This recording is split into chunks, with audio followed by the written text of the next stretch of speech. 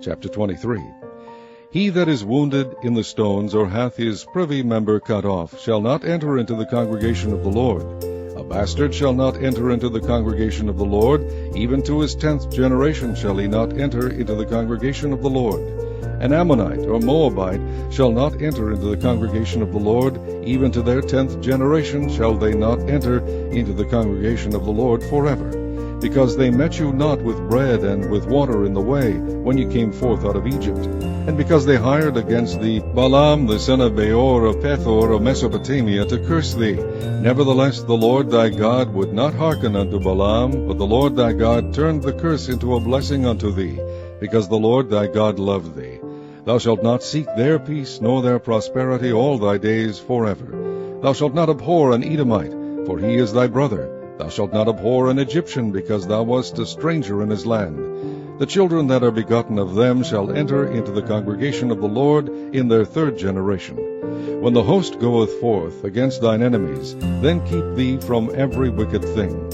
If there be among you any man that is not clean by reason of uncleanness, that chanceth him by night, then shall he go abroad out of the camp, he shall not come within the camp. But it shall be when evening cometh on, he shall wash himself with water, and when the sun is down, he shall come into the camp again. Thou shalt have a place also without the camp, whither thou shalt go forth abroad. And thou shalt have a paddle upon thy weapon, and it shall be, when thou wilt ease thyself abroad, thou shalt dig therewith, and shalt turn back, and cover that which cometh from thee. For the Lord thy God walketh in the midst of thy camp, to deliver thee, and to give up thine enemies before thee.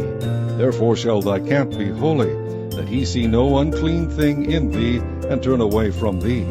Thou shalt not deliver unto his master the servant which is escaped from his master unto thee. He shall dwell with thee, even among you, in that place which he shall choose in one of thy gates, where it liketh him best. Thou shalt not oppress him. There shall be no whore of the daughters of Israel, nor a sodomite of the sons of Israel.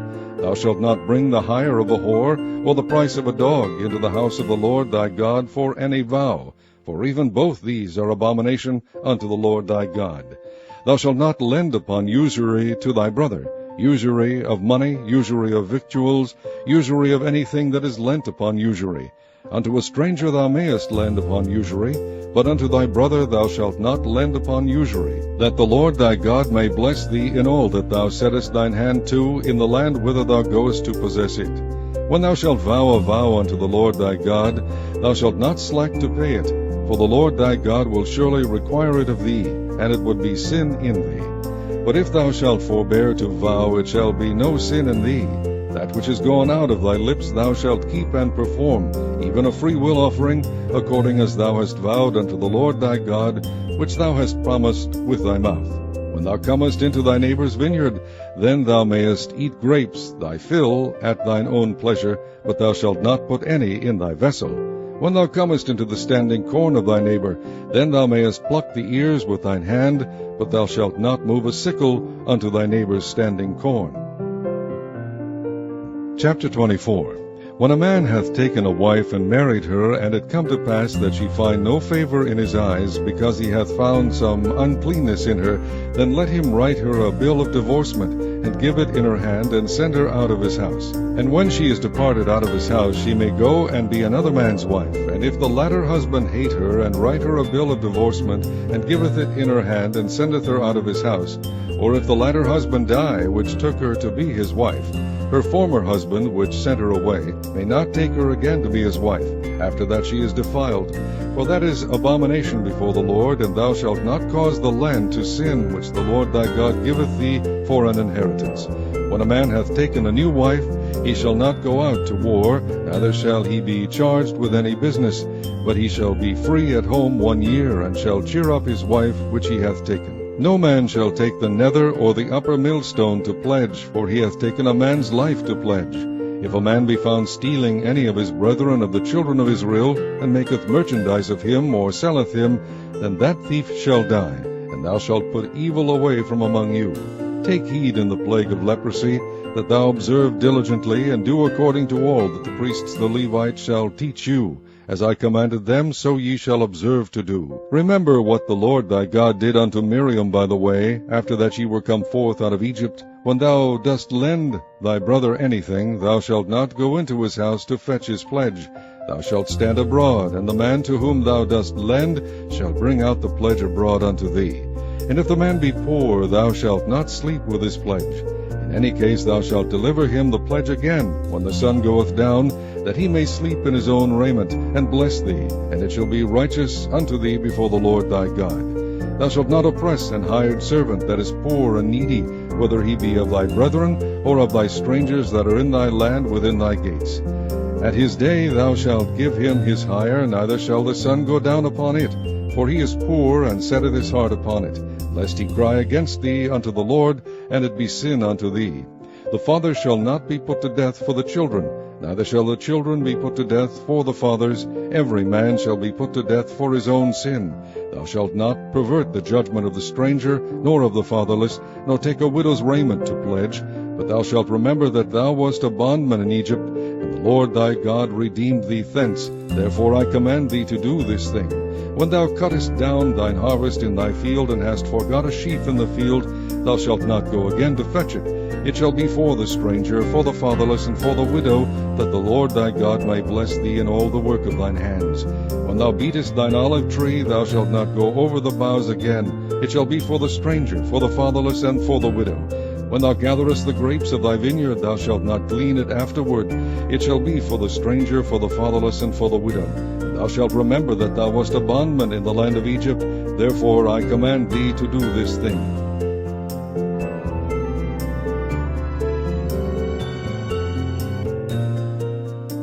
Chapter 25. If there be a controversy between men, and they come unto judgment, that the judges may judge them, then they shall justify the righteous, and condemn the wicked. And it shall be, if the wicked man be worthy to be beaten, that the judge shall cause him to lie down, and to be beaten before his face according to his fault by a certain number. 40 stripes he may give him, and not exceed, lest if he should exceed and beat him above these with many stripes, then thy brother should seem vile unto thee. Thou shalt not muzzle the ox when he treadeth out the corn. If brethren dwell together, and one of them die, and have no child, the wife of the dead shall not marry without unto a stranger. Her husband's brother shall go in unto her, and take her to him to wife, and perform the duty of an husband's brother unto her. And it shall be that the firstborn which she beareth shall succeed in the name of his brother which is dead, that his name be not put out of Israel. And if the man like not to take his brother's wife, then let his brother's wife go up to the gate unto the elders, and say, My husband's brother refuseth to raise up unto his brother a name in Israel. He will not perform the duty of my husband's brother. Then the elders of the city shall call him, and speak unto him, and if he stand to it, and say, I like not to take her, then shall his brother's wife come unto him in the presence of the elders, and loose his shoe from off his foot, and spit in his face, and shall answer and say, So shall it be done unto that man that will not build up his brother's house. And his name shall be called in Israel, the house of him that hath his shoe loosed. When men strive together one with another, then the wife of the one draweth near for to deliver her husband out of the hand of him that smiteth him, and putteth forth her hand, and taketh him by the secrets, then thou shalt cut off her hand. Thine eye shall not pity her. Thou shalt not have in thy bag divers weights, a great and a small. Thou shalt not have in thine house divers measures, a great and a small. But thou shalt have a perfect and just weight, a perfect and just measure shalt thou have, that thy days may be lengthened in the land which the Lord thy God giveth thee. For all that do such things, and all that do unrighteously, are an abomination unto the Lord thy God. Remember what Amalek did unto thee by the way, when ye were come forth out of Egypt, how he met thee by the way, and smote the hindmost of thee, even all that were feeble behind thee, when thou wast faint and weary, and he feared not God.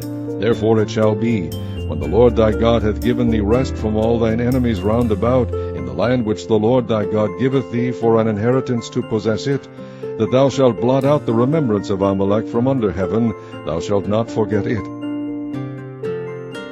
Chapter 26.